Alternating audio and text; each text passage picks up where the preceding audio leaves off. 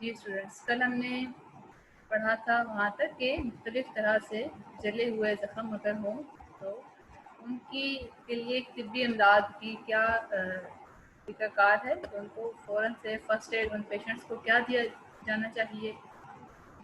پھر ہم نے ہلکے پھلکے زخم پڑھے، پھر ہم نے گہرے زخموں کی عمومی طبی مدد دیکھی کہ کیسے اگر کوئی شخص کی کوئی ٹانگ یا بازو جل گئی ہے تو اس کے لیے کوئی اسپلنٹس یا کیا کوئی ایسے نا اسٹکس ساتھ لگا دی جاتی ہیں تاکہ اسے سپورٹ دی جا سکے، پانی پلایا جائے، سانس رک جائے تو اس کو مصنوعی طریقے سے سانس دینے کی کوشش کی جاتی ہے۔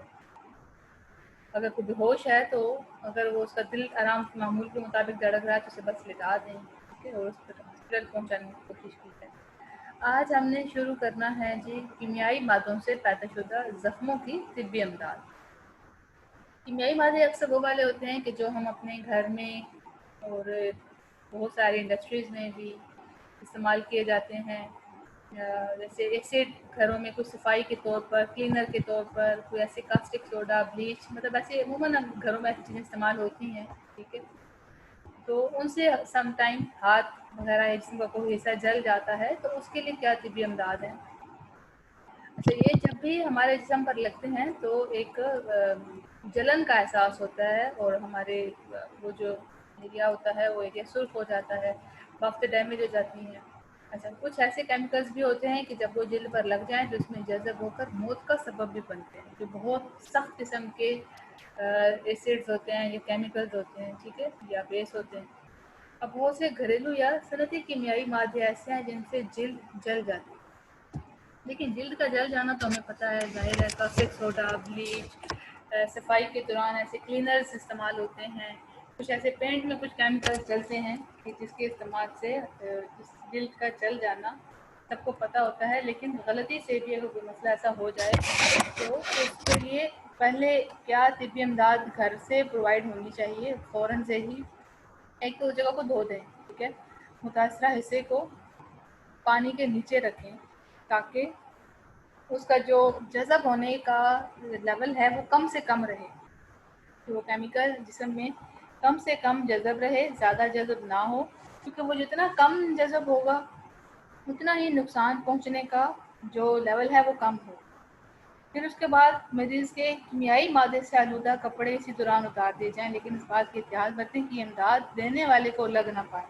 ظاہر کہ اگر وہ اس کے اوپر لگا ہے تو اس کے کپڑوں میں جذب ہوا ہوگا وہ کیمیکل، اور وہ مزید اس کی باڈی کو نقصان پہنچا سکتا ہے، لیکن اتارنے والے یا جو مدد دے رہے ہیں ان کیمیکل سے خود کو بچائیں، ٹھیک ہے۔ ان زخموں کا علاج حرارت پیدا ہونے والے گہرے زخموں کی طرح سے کریں، ٹھیک ہے۔ یہ مطلب جو کیمیائی مادے سے جو زخم لگ جاتے ہیں یہ اسی طریقے سے ان کو ٹریٹ کرنا چاہیے کہ جیسے ہم آگ سے یا حرارت پہنچ کر وہ گہرے زخم لگے ہیں، ٹھیک ہے۔ تو یہ مطلب زیادہ اس کو زیادہ اٹینشن دینی چاہیے یا زیادہ فوکس ملنا چاہیے تاکہ پیشنٹ کو جلد از جلد ہاسپٹل بھی پہنچایا جائے۔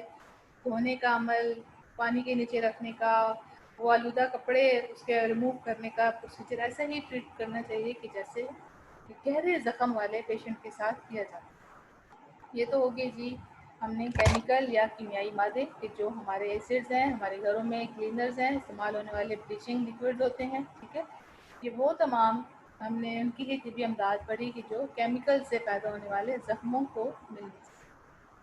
اگلا ہمارا جو ٹاپک ہے وہ ہے برقی رو سے پیدا ہونے والے زخم کی ابتدائی طبی امداد، ٹھیک ہے۔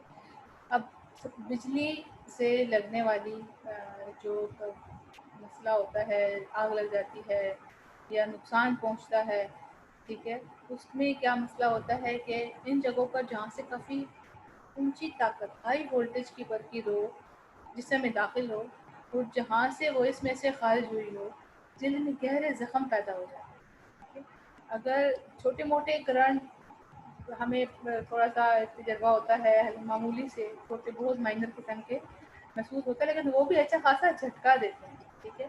لیکن اگر خدا نہ خواستہ کسی شخص کو ہائی وولٹیج، زیادہ ہیوی وولٹیج کی برقی روز جسم میں داخل ہوئی ہے، کرنٹ لگا ہے ہیوی وولٹیج کا، تو وہ جس جگہ پہ لگتا ہے اور پھر جس جگہ سے وہ نکلتا ہے وہاں پر گہرے زخم پیدا کر دیتی ہے، بلکہ روگ کے جسم میں سرایت کرنے سے سانس لینے اور دل کے دھڑکنے کے عمل کی صلاحیت میں بھی خلل دیتی ہے۔ یہ دو مین پروسیسز ہیں باڈی کو زندہ رکھنے کے، ایک تو سانس کا سلسلہ چلتا رہے، ٹھیک ہے، ظاہر ہے سانس کا سلسلہ چلتا رہے گا تو ہی پوری باڈی کو آکسیجن بھی ملتی رہے گی، پوری باڈی کو فوڈ ملتی رہے گی، اور دل دھڑکتا رہے گا تو کیا ہوگا کہ دل کی پمپنگ سے خون جسم کے تمام حصوں میں پہنچتا رہتا ہے، اور خون کے پہنچنے سے وہ تمام آرگنز اپنا کام کرتے رہتے ہیں۔ لیکن اگر یہی دونوں پروسیسز اگر رک جائیں، ٹھیک ہے، تو کیا ہوتا ہے کہ جسم کے جو مین یہی جو دو مین پروسیسز ہیں، یہی ان کے رک جانے کی وجہ سے انسان کے مدہوشی میں جانا، کوما میں جانا یا موت بھی سبب ہو سکتی ہے، واقع ہو سکتی ہے۔ اس لیے اگر ہائی وولٹیج کا کرنٹ لگا ہے تو جسم میں گہرا زخم پیدا ہو گیا ہے، اس کے لیے بھی وہی طریقہ کار استعمال کیا جانا چاہیے کہ جو خشک حرارت سے پیدا شدہ گہرے زخموں کی صورت میں کیا جاتا ہے، ٹھیک ہے۔ جب آپ اس میں سے دو دیکھ لیں، ہم نے باتیں یہ پڑھی کہ جو کیمیائی مادوں سے زخم لگا ہے تو اس کا طریقہ کار ٹریٹمنٹ کا وہی استعمال ہوتا ہے کہ جو مایع حرارت سے یا حرارت سے پیدا ہونے والے گہرے زخموں سے۔ پھر جب ہائی وولٹیج سے اگر یا بجلی کی برقی رو سے کرنٹ لگنے سے کوئی زخم پیدا ہوا ہے تو اس کا علاج بھی وہی ہوگا، طریقہ کار فرسٹ ایڈ کی بات کر رہے ہیں، باقی تو علاج ڈاکٹرز اس کے مطابق کرتے ہیں کہ جس لیول کا سمپٹومیٹک مسئلہ ہے یا جو بھی جس حساب سے وہ تو ان کا کام ہوتا ہے، لیکن ہم بات کریں فرسٹ ایڈ کیسی پرووائڈ کرنی چاہیے۔ تو یہ ہم نے آج پڑھ لیا کہ کیسے ہم نے اگر کسی کو ہائی وولٹیج کا کرنٹ لگا ہے اور اس میں جسم میں کوئی زخم پیدا ہو گئے ہیں تو اس کو کیسے اس کو ابتدائی طبی امداد دی جائے۔ اب ہم اسی کو ہی تھوڑا سا ڈیٹیل میں، اگلا ہمارا ٹاپک ہے کہ بجلی کا کرنٹ لگنا۔ بجلی کی کرنٹ لگنے میں کیا کیا صورتیں ہیں، کس صورت میں کرنٹ لگ سکتی ہے، ٹھیک ہے، اور اس کے کیا کیا نقصانات ہیں، اور جسم میں ابتدائی کیا مسئلہ ہوتا ہے کہ جس کے جو باڈی کے لیے انتہائی نقصان دہ ہے۔ کرنٹ کیسے لگتا ہے یہ ہم چیز آج اس میں اسٹڈی کریں گے کہ بجلی کی رو صلاحیت کر جانے سے جسم پر بہت مضر اثرات پڑ سکتے ہیں، موت بھی واقع ہو سکتی ہے۔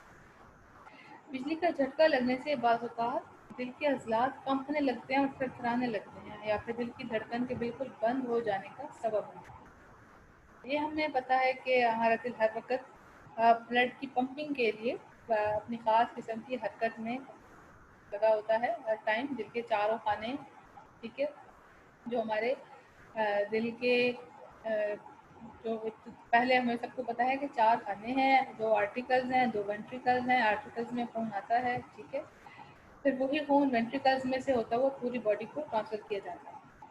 اب یہ سارے عضلات بھی ہم نے دل کے پڑھے تھے کہ جن کو ہم نے کہا تھا کارڈیک مسلز ہیں، ٹھیک ہے، کارڈیک مسلز جو کہ دل کا ابتدائی اسٹرکچر بناتے ہیں۔ اب کرنٹ لگ جانے سے کیا ہوتا ہے کہ دل کے اپنے جو عضلات ہیں، جو مسلز ہیں، ان کے اندر کانپنے لگتے ہیں، ٹھیک ہے، اور تھرتھرانے لگتے ہیں۔ اور پھر اگر اس کی وجہ سے وہ جو ان کا اپنا کام ہے پمپنگ والا، ہارٹ کے جو اپنے ہمارے مسلز ہیں اور ان کے دل کے 4 خانے ہیں اور جن میں خون آتا ہے وہ پمپ کرتے ہیں، اس کا جو مین کام ہے وہ رک جاتا ہے، ٹھیک ہے، تو دل کی دھڑکن رک جاتی ہے اور موت کا سبب بن سکتا ہے۔ جس جگہ سے بجلی کی روح جسم میں داخل ہوتی ہے وہ جہاں سے وہ اس میں سے خارج ہوتی ہے، ان جگہوں سے جلد پوری طرح سے جھلس جاتی ہے۔ ظاہر طور پر زخم معمولی نظر آتے ہیں لیکن در حقیقت جسم میں دور تک کی وقتوں کو نقصان پہنچ چکا ہوتا ہے، ٹھیک ہے؟ تو ظاہر تو یہ زخم ہمیں ایسے ہلکے سے باریک سے لگتے ہیں لیکن انٹرنلی کافی گہرے ہوتے ہیں۔ بجلی کی روح صلاحیت کرنے سے سانس لینے کا عمل، دل کی کارکردگی متاثر ہو جاتی ہے۔ یہی 2 باتیں ہم نے پہلے بھی پڑھی کہ سانس لیتے ہیں جو لنگس کا کام ہے، وہ دل کی دھڑکن رک جاتی ہے۔ اب جتنی زیادہ وولٹیج کی برقی رو ہوگی اتنا ہی زیادہ نقصان پہنچے گا۔ آپ کو میری آواز آ رہی ہے سب کو؟ یس اچھا، باقی لوگ کہاں ہیں آج کل؟ یہ صرف 4 لوگ ہیں، باقی سب لوگ کیوں نہیں آتے ہیں روم پہ؟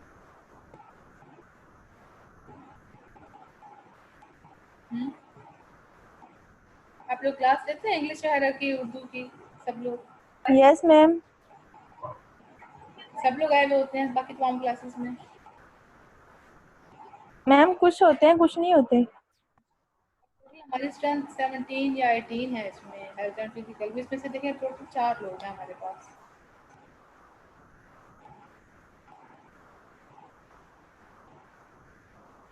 اب ریٹرن کام بھی دیکھ لیں, یہی 3-4 لوگ ہیں, تریم, ماہین, نیہا, ناصر. آپ لوگوں نے ہی ریٹرن کام کر کے, مہنور, ارشاد, باقی سب لوگ بالکل ہی وہ اس سے ان کو کوئی افیکٹ نہیں ہوتا. کلاس لینی ہے نہیں لینی, ریٹرن کام بھیجنا ہے یا نہیں بھیجنا. پہلے الشفا بھی ہوتی تھی, الشفا حسین, روم پہ فاطمہ مختار ہوتی تھیں, کچھ اور 2-4 اسٹوڈنٹس تھے. عاجرہ ممان بھی نہیں ہے. یہ آسان لگتا ہے بہت یا مشکل لگتا ہے ہیلتھ اینڈ فزیکل؟ کیا بات ہے.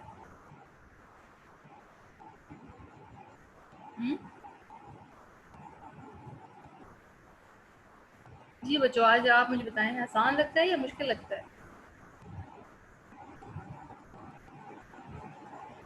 آواز آ رہی ہے میری؟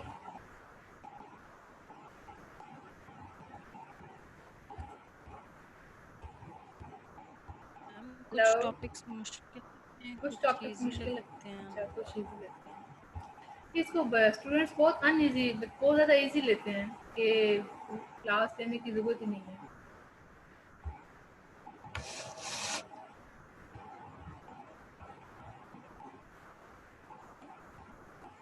چلے ہم اپنا ٹاپک اسٹارٹ کرتے ہیں کہ جتنی زیادہ وولٹیج کی برقی رو ہوگی اتنا ہی زیادہ نقصان پہنچے گی.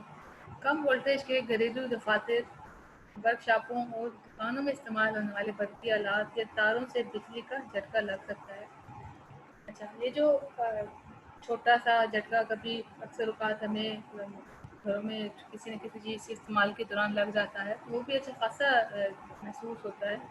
تو جب وولٹیج زیادہ ہوگی, ہائی وولٹیج کی تار ہوگی, ٹھیک ہے, تو اس سے تو زیادہ نقصان ہوتا ہے ظاہر ہے. اگر یہ تمام چیزیں اچھی طرح سے ایسے مادوں میں منفصل کیا جاتا ہے. اچھا, اب یہ بات ہے کہ جتنے بھی ہمارے بجلی کے استعمال کی چیزیں ہیں, پنکھا ہے, فریج ہے, اے سی, کولر وغیرہ, اب ان کی تاروں کو, ان کی جتنے بھی بجلی سے ریلیونٹ چیزیں ہیں, ان کو نا ایک پلاسٹک, آپ نے دیکھا ہوگا کہ آپ اپنے استری کی تار بھی دیکھ لیں, آپ کی جو ہمارا اسٹینڈ والا فین ہوتا ہے اس کو بھی دیکھ لیں, اس کی تار بھی پلاسٹک اوپر لگی ہوئی ہوتی ہے. تو یہ ایک انسولیٹر ہوتا ہے. ٹھیک ہے, اب اس کا مقصد کیا ہوتا ہے کہ اس میں سے بجلی گزر کے باہر ہاتھ لگانے والے, چھونے والے تک نہیں پہنچتی. ٹھیک ہے, تو وہ اندر ہی رہتی ہے جس سے کرنٹ نہیں لگتا. لیکن اگر کہیں سے یہ تار ڈیمیج ہو, ٹھیک ہے, چاہے کوئی بھی استری ہو, پنکھا ہو, روم کولر ہو, کوئی بھی ایسی چیز ہو جہاں سے تو یہ تار وغیرہ کوئی کھلی ہوئی ہوگی, یا اگر الیکٹرک سرکٹ میں کوئی مسئلہ ہو جاتا ہے, ٹھیک ہے, تو کیا ہو سکتا ہے کہ یہ چیزیں کرنٹ لگانے کے لیے بہت مطلب ان میں سے آسانی ہو جاتی ہے لوگوں کو کرنٹ لگانے. اب انسولیٹر کا ہونا اس لیے ضروری ہوتا ہے کہ اس وجہ سے برقی رو گزر نہیں سکتی. اچھا, لیکن پھر بھی کبھی تار, سوئچ اور دوسرے بجلی کے آلات ان حادثوں کے موجب بنتے ہیں. اچھا, آپ کو بھی پتہ ہے کہ پانی بجلی کا بہت اچھا موصل ہے. یہ آپ نے 2 لفظ سنے ہوں گے, موصل اور غیر موصل, یا پھر کنڈکٹر یا نان کنڈکٹر. کنڈکٹر کیا چیز ہوتی ہے؟ کنڈکٹ کرنا. کنڈکٹر یعنی کہ جو بھیجتا ہے, آگے ٹرانسفر کرتا ہے, تو یہ ہوتا ہے کنڈکٹر. اب جتنی بھی لوہے کی چیزیں ہیں, ٹھیک ہے, یہ یا میٹلز ہیں, ٹھیک ہے, لوہا, تانبا, پیتل ہے, یہ سب بجلی کے ایسے کنڈکٹر ہیں, ہیٹ کے ایسے کنڈکٹر آگے ٹرانسفر کر دیتے ہیں, مطلب خود بھی گرم ہو جاتے ہیں اور اگلے پارٹ کو بھی گرم کر دیتے ہیں, اور ہیٹ اور بجلی کو بھی آگے ٹرانسفر کرتے ہیں. لیکن جو چیزیں ہو گئی, پلاسٹک ہو گئی, فوم ہو گیا, ربڑ ہو گیا, ٹھیک ہے, کپڑا ہے, یہ سب نان کنڈکٹر ہیں, یہ بجلی کو آگے ٹرانسفر نہیں کرتے. لیکن جو پانی ہے, پانی بجلی کا بہت اچھا موصل ہے.